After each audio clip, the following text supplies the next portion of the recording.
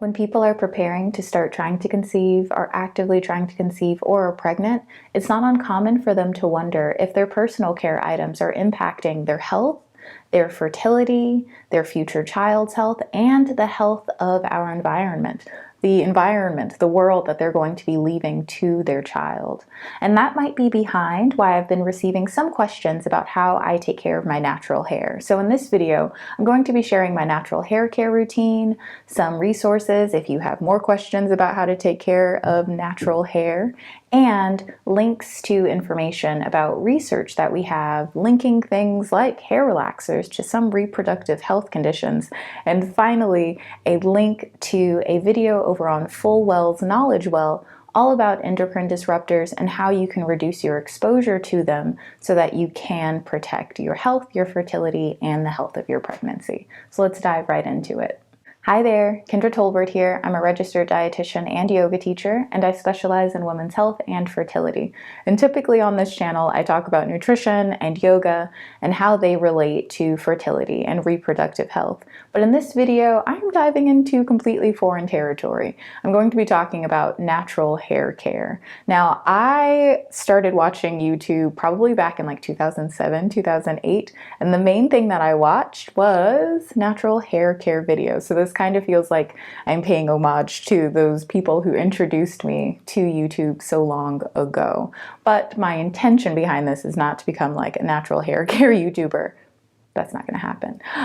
My intention is to equip you with information so that you can take care of your hair if you've been having questions about how you might do that, and if you've been wondering if your hair care practices might be contributing to negative outcomes when it comes to your fertility and reproductive health.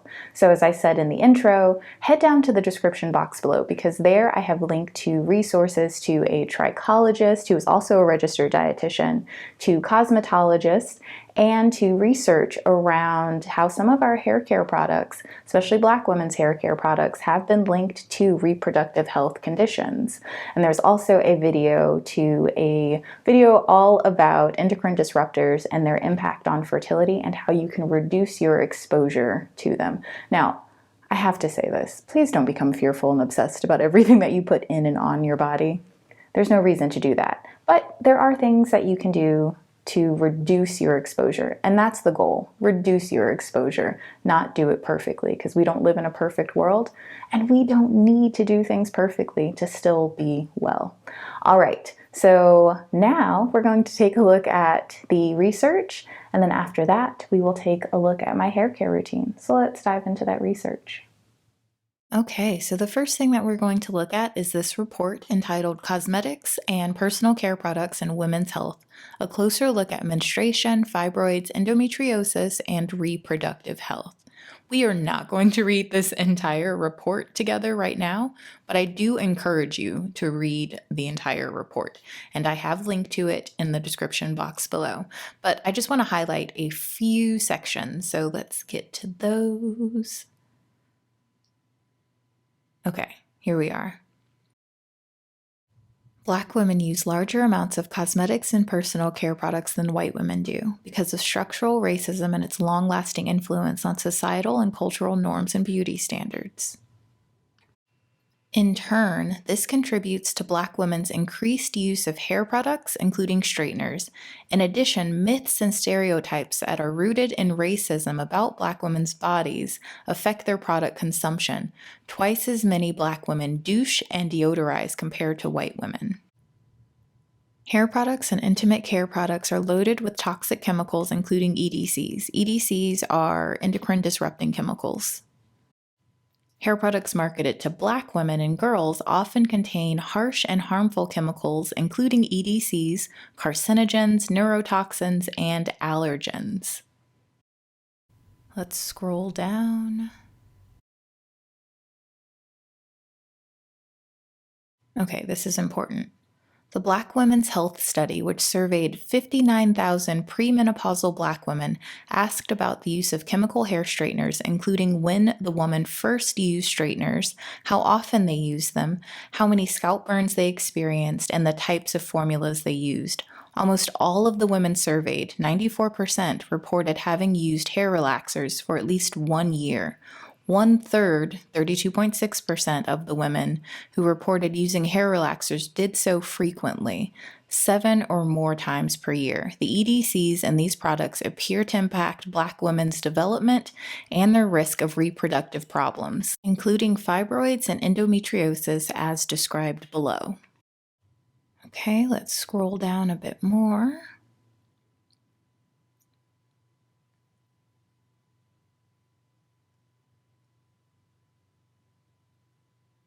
Research also suggests that there may be a link between hair products containing EDCs and the timing of puberty in menarche, and specifically between Black girls' use of hair care products and their earlier onset of puberty. Scroll, scroll, scroll. Okay, here we are. Because fibroid tumors are estrogen dependent, exposure to phthalates and other EDCs that disrupt the body's natural estrogen production can potentially spur development of fibroids. For example, women who use hair relaxers are 1.17 times more likely to have uterine fibroids than those who do not. Among women who used hair relaxers frequently, the risk of developing fibroids was 1.23 times higher than that of women who used these products less often. The Black Women's Health Study found that hair relaxers expose Black women to EDCs and other toxic chemicals that are absorbed through scalp lesions and/or burns caused by the products. The length of time a woman used hair relaxer treatment and the number of scalp burns she experienced were correlated with developing fibroids. Okay, and we are going to scroll down one last time to read one last portion of this. But again, I do encourage you to read the entire thing. Here it is. Okay.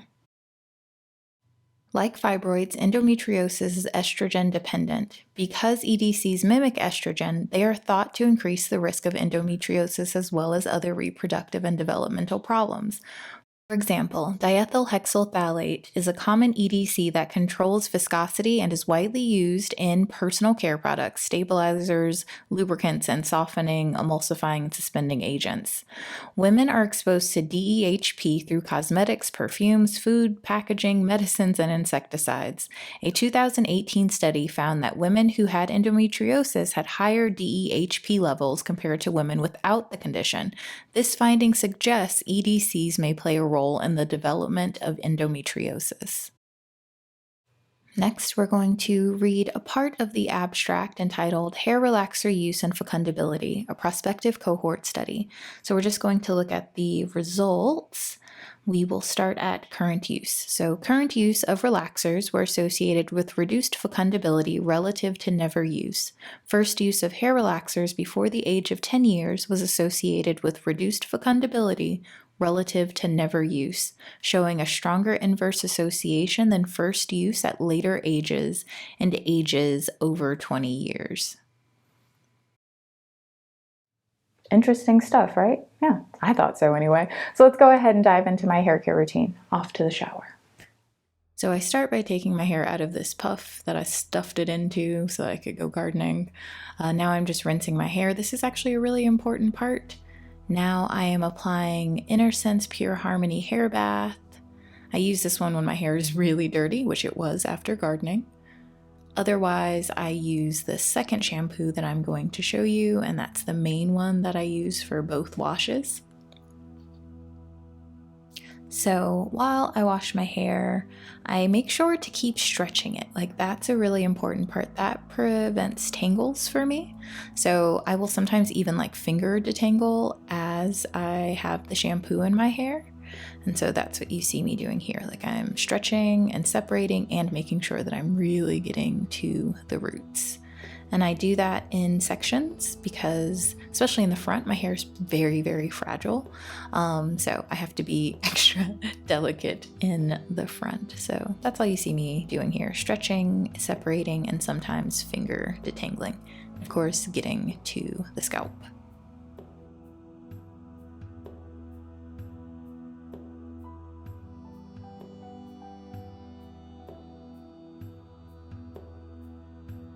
Then, of course, I rinse all of that out. I make sure that I do a very thorough job of that for obvious reasons.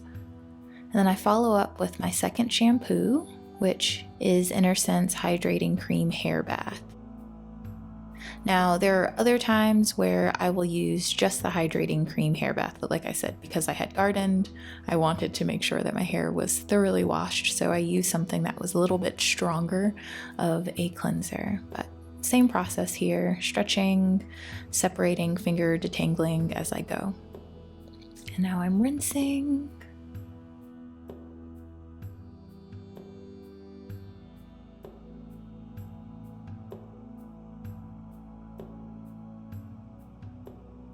Okay, so now that that's all rinsed, I am separating my hair to apply my conditioner and to prepare to detangle.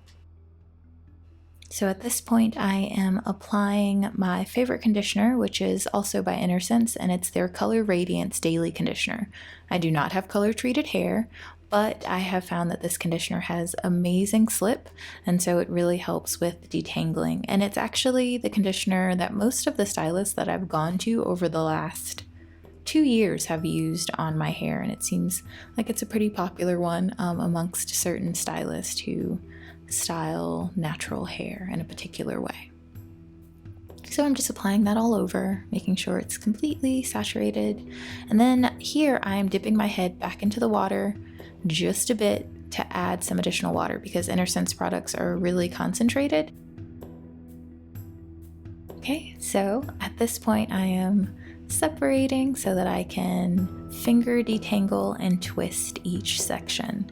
So you'll see pretty much what I was doing when shampooing, right? So I'm finger detangling, it's just getting out any large knots.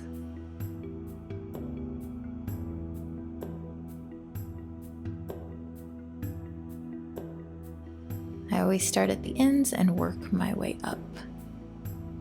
And I try to get as close to the roots as I can because my hair definitely gets very tangled at the roots, more so than at the ends.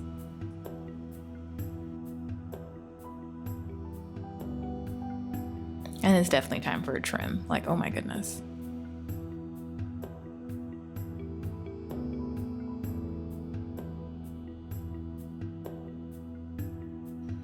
Once everything is all detangled, I will smooth it all together and then separate it into two so that I can twist it to keep it stretched and keep it out of the way.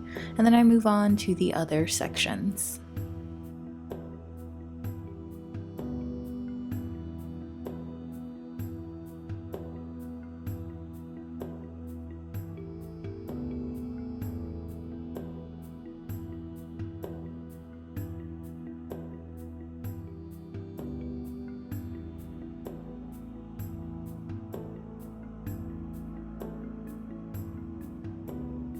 After I'm done with all 4 sections, I take the twist down and then I use the Felicia Leatherwood brush with the best curly hair detangler brush.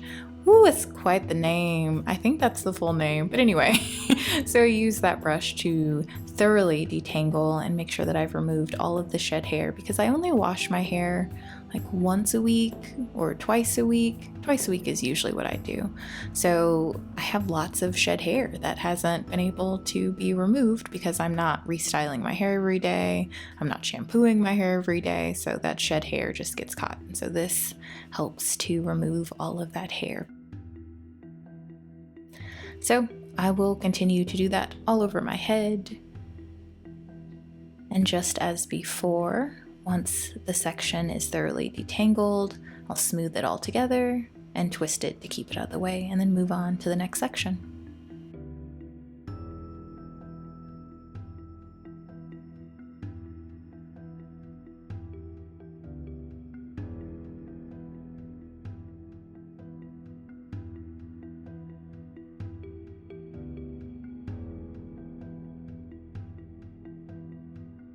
Once I'm done detangling, I will shower. And then it's time to rinse once I'm all showered. So I rinse each section, and I personally like to continue to smooth and sometimes finger detangle. I even will separate the sections and make sure that water is rinsed all the way through to get all of the conditioner out. Now that everything is thoroughly rinsed, I will twist it again to keep everything stretched and out of the way. And then I repeat, of course, all over my head until everything is rinsed and twisted away.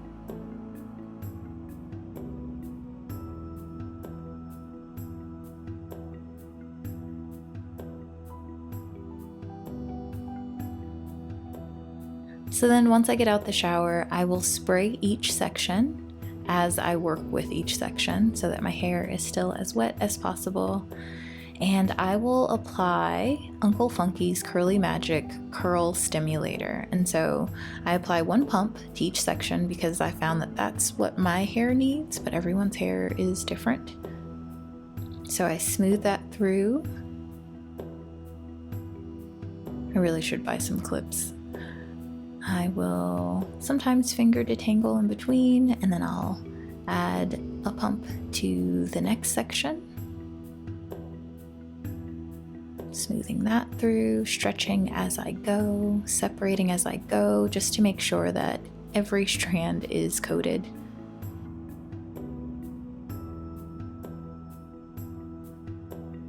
And then after that, I will add one more pump to that entire large section.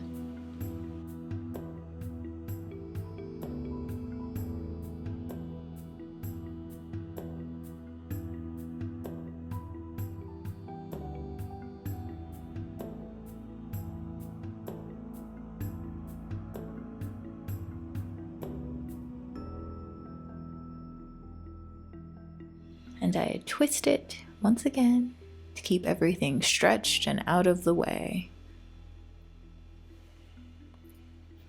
And then I will repeat that with the other 3 sections.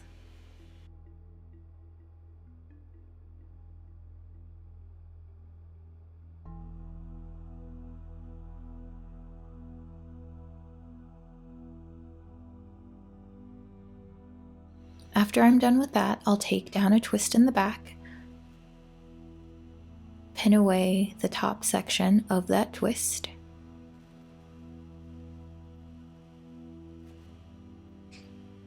and then I will apply a single pump of Innersense I Create Hold, and I'll layer that on top of the Uncle Funky's.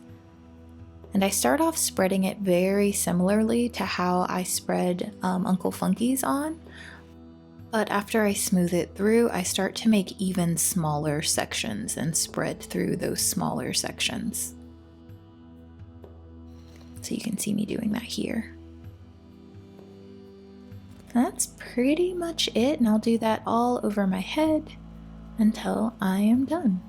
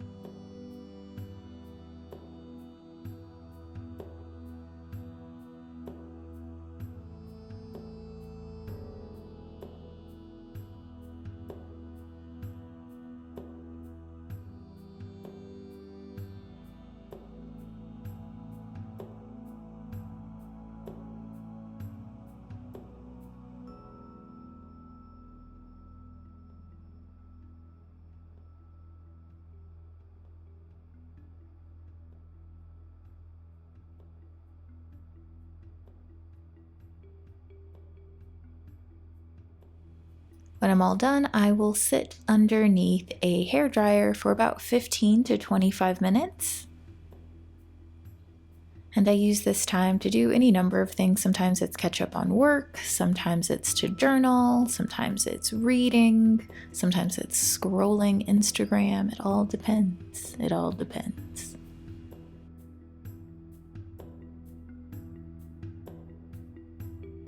Often my roots are still not completely dry, so I will use a diffuser for about, honestly, like 2 to 5 minutes, depending on how much time I have to get to the roots. I'll take the diffuser off, and then I will kind of blow dry all around just to give it some movement. And then I'll play with it until I like how it looks. And that's it. I think it's pretty simple, and I have to do this about 2 times a week, if that, sometimes just once. And here is a close-up of my little coils and kinks. All right, so here's what I do at night. At night, I just kind of smooth it down and then I place a buff on it. And that is it. And so every night I put a buff on it, I go to sleep, and then when I wake up, Lord,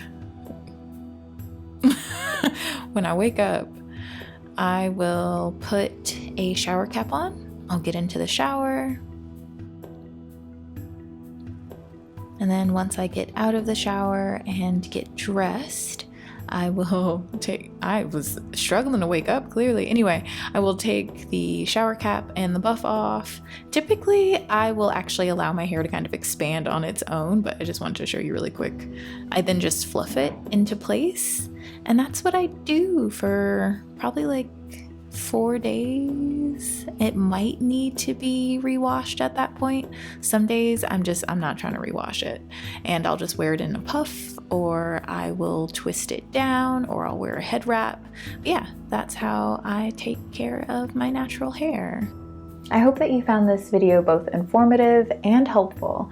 Make sure to head to the description box below for additional resources.